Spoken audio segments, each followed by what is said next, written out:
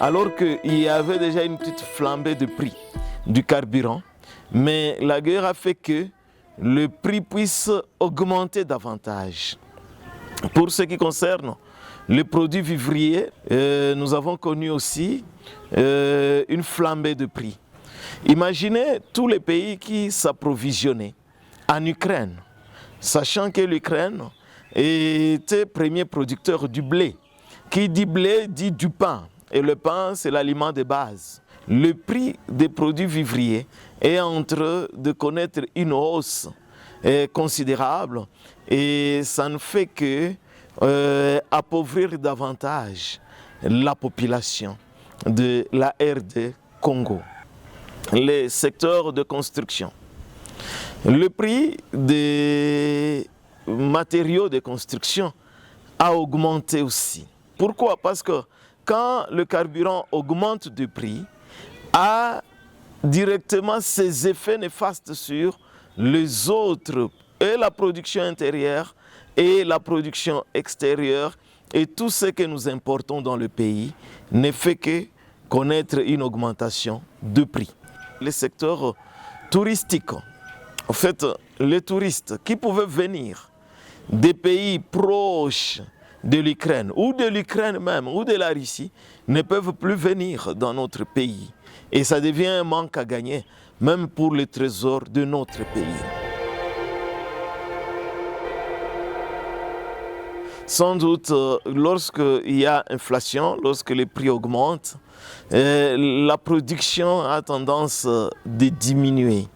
Et quand la production diminue, les impôts aussi vont diminuer.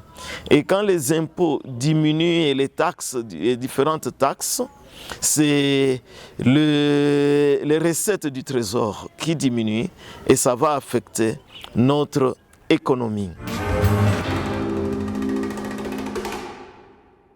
Le gouvernement a fourni un effort pour se réunir avec les pétroliers et arriver à un prix qui soit acceptable.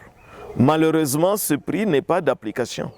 Par exemple, chez nous, aujourd'hui à Goma, 1 litre de carburant nous coûte 3 000 francs. Ça signifie $1,50. Alors que selon les prix fixés par le gouvernement, ça devrait être dans les 2 700 francs congolais. Vous voyez? Donc, le gouvernement n'a pas fourni beaucoup d'efforts pour juguler cette situation. Et ce que nous pouvons prodiguer comme conseil au gouvernement, c'est d'arriver à subventionner certains secteurs. Et en subventionnant certains secteurs, c'est-à-dire en accordant des aides à ces secteurs, ça pourra aider pour que le prix puisse être gardé au même niveau au lieu de connaître une hausse. Et le secteur que j'ai choisi, c'est le secteur pétrolier. Si réellement le gouvernement pouvait subventionner les secteurs pétroliers et que nous puissions avoir une baisse du prix du pétrole, c'est-à-dire le carburant en général, ça pourra aider pour que d'autres produits aussi ne puissent pas connaître une flambée de prix.